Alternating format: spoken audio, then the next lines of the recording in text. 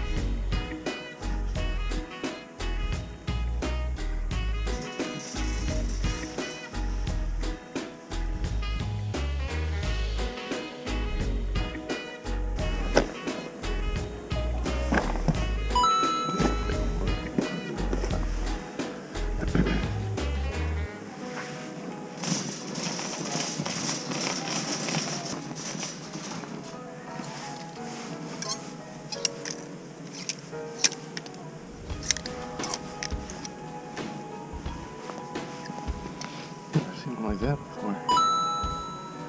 It's pretty cool.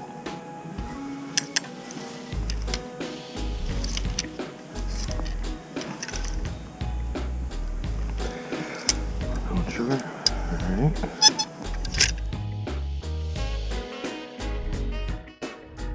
So while that last trip was a bust, and that does happen, there are times where we'll go to a Goodwill or Salvation Army or just, whatever thrift store or estate sale. We went to an estate sale this weekend where we bought absolutely nothing. You don't have to buy something every time we go. That's something that I learned. It took me a while to learn, actually. When I was first starting to thrift and try to flip stuff, I always needed to buy something. So now I'm very picky with what I buy. If it takes me 2 or 3 stores or 2 or 3 rummage sales to find something, that's what happens. So we're gonna go to the next thrift store and see what we can find.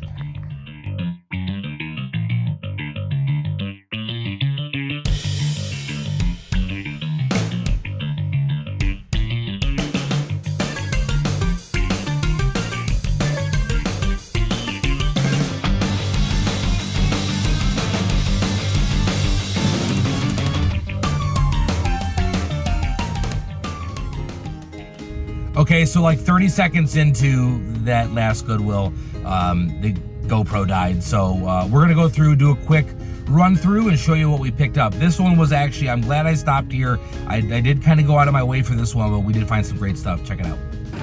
Alrighty, so here's some things from this last stop at Goodwill that we checked out. So we got this nice Thrasher hoodie. Thrasher stuff, sometimes it sells quick and go for low, but I like to, I probably sell for, I don't know, without looking up comps, probably 15 to 18 bucks. Got it for $2.99, so that's a good deal.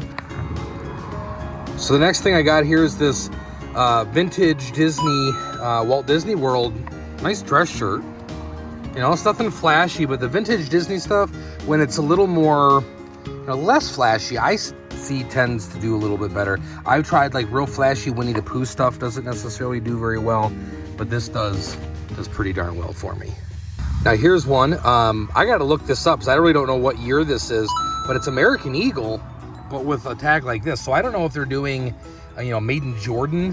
What makes me think that it's vintage. Nice short sleeve plaid shirt. We'll put a comp up on the screen, see what it goes for, but this was a nice $3.49 at Goodwill. And while college stuff isn't always do the best.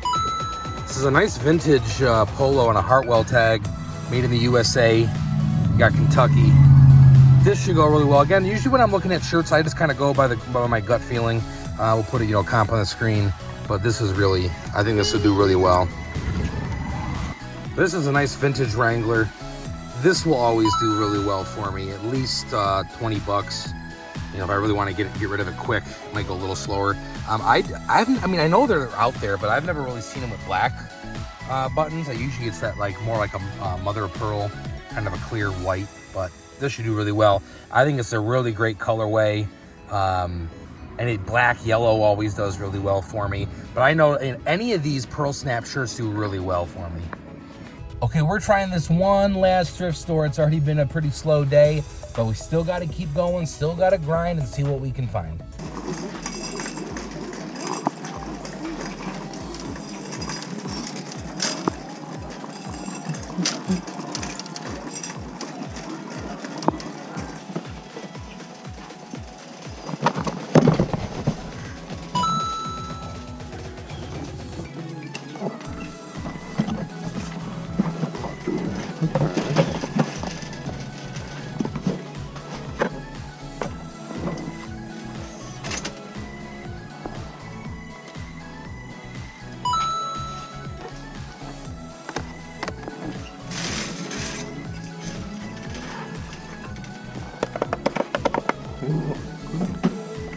Buttons on there? Sure. Okay, with it being a slow day, sometimes these things just happen ever so perfectly. I had just gotten home and I got a phone call from a former coworker that he was just trying to catch up with me, seeing what's going on. They're missing me and Jacob quite a bit over there, and he's got, I guess, a quite large video game collection. So we're gonna go head out. I'm not able to record on property, so we're gonna take a look. We're gonna pick stuff up and see what we got here and see what if he's really got a collection or what. But we might be making a big purchase today, so I'm glad I didn't spend a whole lot of money at the thrift store. So let's go take a look, and we'll be right back with whatever this big lot is. Now, I haven't gone through these yet. I've seen what's in this one. This one's my favorite bin. We'll keep that one for last. I'm glad he put these in plastic storage containers, because he put them in his truck in his open bed. So, I mean, yeah, probably not in the greatest of shape. This box is all consoles.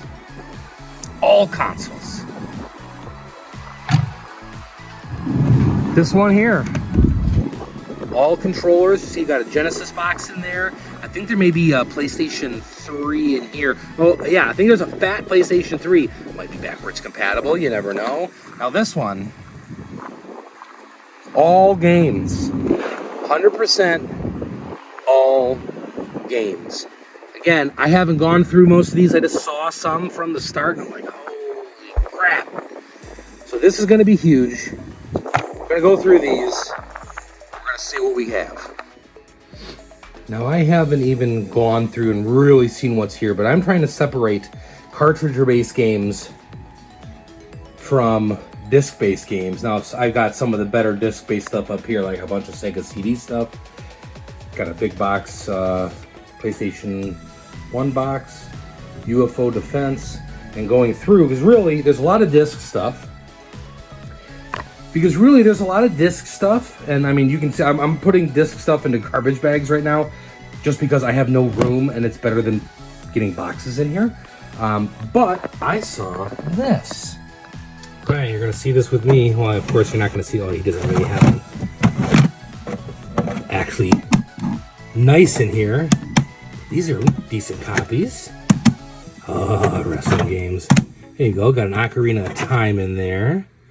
Snowboard Kids. Perfect Darks, classic. Cruising Exotica. What do we got here?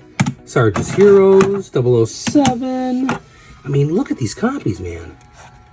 I mean, a little dusty on the, messed up on the back, but not too bad. Sports games. Lots of sports games. Lots of hockey games. Let's see. What we got here. The only one that was actually set aside. Tigger's Honey Hunt. Diddy Kong Racing. I actually like this way better than Mario Kart. I didn't know they had that on 64. I think we saw one fallback. Ooh, well, not enough. Not my favorite there. Any more in the back that I don't see? No, that's all of them. Now that is a nice stack of 64 games.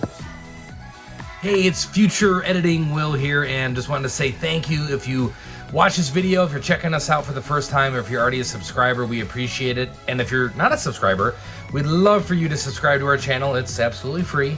Like, share, subscribe, hit that notification bell as well, because this game lot was so big, this is gonna end up spanning across at least 2 more videos, and the next one being a super rare console worth hundreds of dollars in this condition. Hundreds, not 100, $600-700 in this condition. You're gonna have to check out that video, and if you like this one too, check out these other videos here, the last couple videos that we had on our channel. We appreciate it, and thanks again from Time Warp Treasures.